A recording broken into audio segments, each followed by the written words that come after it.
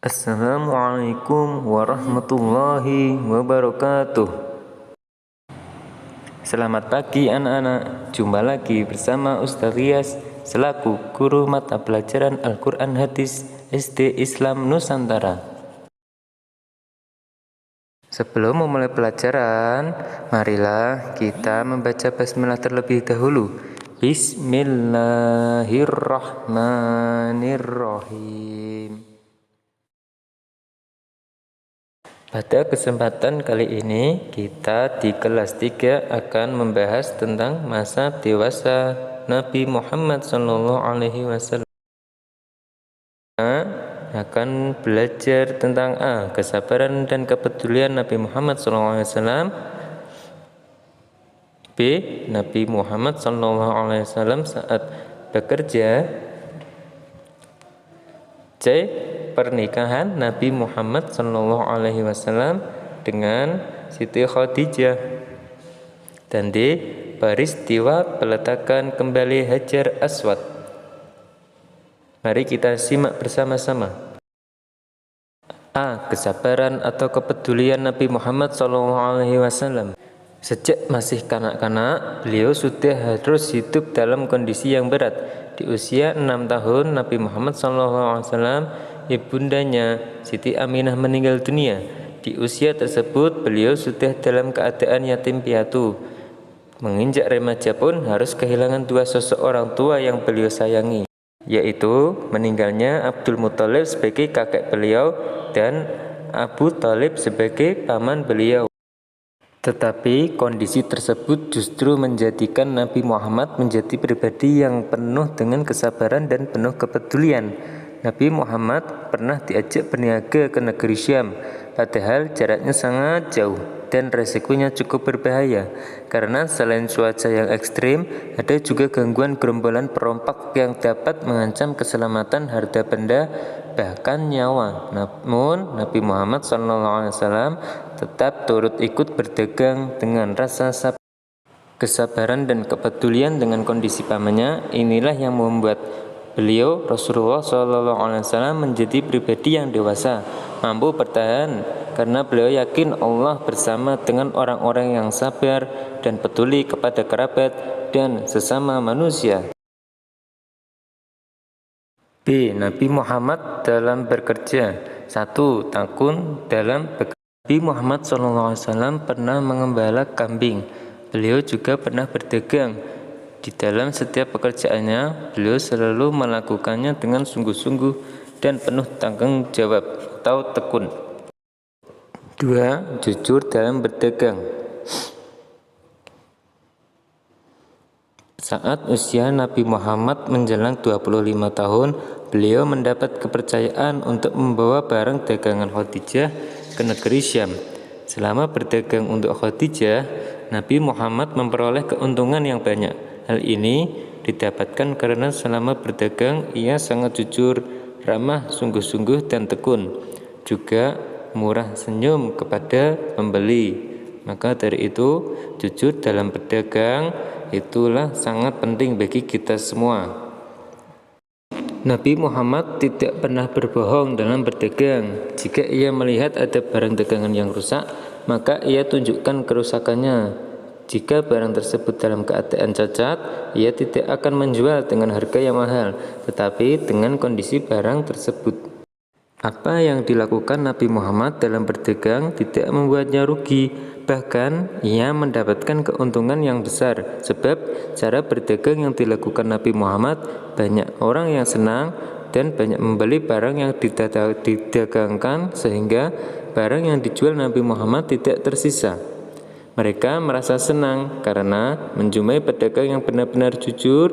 Mereka senang mendapatkan barang yang baik dan tidak tertipu. C. Pernikahan Nabi Muhammad SAW. Saat dulu remaja, Nabi Muhammad berdagang beserta pamannya. Nabi Muhammad banyak mendapatkan ilmu dalam berniaga. Sifatnya yang jujur dan mulia menjadikan orang lain percaya dan mengajak untuk bekerja sama dalam berdagang. Salah seorang yang simpati adalah Siti Khadijah, seorang saudagar kaya di kota Mekah saat itu. Khadijah menginginkan Nabi Muhammad pada usia 25 tahun bekerja padanya dengan menjualkan barang-barang dagangannya ke Syam. Nabi Muhammad dipercaya untuk berdagang dan ditemani oleh Maisyarah. Aktivitas tentang cara dagangnya Nabi Muhammad itu diceritakan Maisyarah kepada Siti Khadijah. Kemudian Siti Khadijah terpikat oleh akhlak Nabi Muhammad sehingga mengutus Nufaisah binti Munya untuk menemui Nabi agar mau menikah dengan Khadijah. Setelah itu Nabi bermusyawarah dengan pamannya dan disetujuinya. Akhirnya Khadijah menikah dengan Nabi Muhammad dengan mas kawin 20 ekor unta. Umur Siti Khadijah pada waktu itu 40 tahun dan Nabi Muhammad 25 tahun. Dalam perkawinannya Nabi Muhammad dianugerahi 6 putra-putri yaitu Qasim, Abdullah, Zainab, Ruqayyah, Ummu Kulsum, dan Fatimah. Semua anak laki-laki Nabi wafat pada waktu masih kecil dan anak perempuannya yang masih hidup sampai Nabi wafat adalah Fatimah. Di peristiwa peletakan kembali Hajar Aswad. Sebelum masa kenabian, pada usia 35 tahun, ada sesuatu peristiwa yaitu kota Mekah dilanda banjir besar sehingga meluap ke Baitul Haram. Akibatnya peristiwa itu, orang-orang Quraisy sepakat untuk memperbaiki Ka'bah dan arsitek dalam kegiatan perbaikan Baitul Haram itu adalah orang Romawi yang bernama Bakum. Ketika pembangunan sudah sampai di bagian Hajar Aswad, mereka saling berselisih tentang siapa yang meletakkan Hajar Aswad di tempat semula, dan perselisihan ini sampai 5 hari tanpa ada keputusan dan bahkan hampir terjadi pertumpahan darah. Akhirnya Abu Umayyah menawarkan jalan keluarnya. Siapa yang pertama kali lewat masuk pintu Pajit, itulah orang yang memimpin peletakan Hajar Aswad. Semua pada sepakat dengan cara Allah menghendaki. Ternyata yang pertama kali masuk pintu masjid adalah Rasulullah dan yang berhak adalah Rasulullah. Orang-orang Quraisy berkumpul untuk meletakkan Hajar Aswad. Ketika diminta mengambil keputusan tentang peletakan Hajar Aswad tersebut, Nabi Muhammad berpikir sejenak, mencari cara agar keputusannya adil dan bijaksana. Tidak lama kemudian, beliau membentangkan surbannya dan meletakkan Hajar Aswad di tengah surban tersebut, seraya memanggil utusan masing-masing kabilah. Beliau menyuruh para utusan setiap kabilah untuk memegang dan mengangkat surban tersebut secara bersama-sama hingga ke tempat Hajar Aswad itu diletakkan. Setelah mendekati tempatnya, Nabi mengambil Hajar Aswad dan meletakkannya ke tempat semula. Akhirnya legalah semuanya. Setiap kabilah merasa senang dan kagum atas keputusan yang tepat itu, maka perpecahan dan pertikaian di antara mereka tidak terjadi. Masyarakat Mekah kembali tenang dan damai berkat keputusan yang bijaksana dari seorang manusia yang mulia yang kelak akan menjadi nabi dan rasul akhir zaman.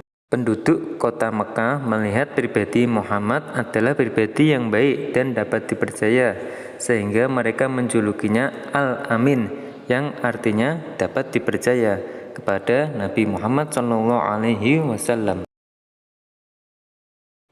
Nah, akhirnya kita sampai di penghujung pelajaran. Semoga pelajaran kali ini membawa ibrah dan hikmah bagi kita semua, sehingga kita bisa lebih mencintai Nabi Muhammad SAW dan termasuk umatnya. Sebelum pelajaran ini kita tutup, marilah kita bersama-sama membaca hamdalah. Alhamdulillahirabbil alamin. Assalamualaikum warahmatullahi wabarakatuh.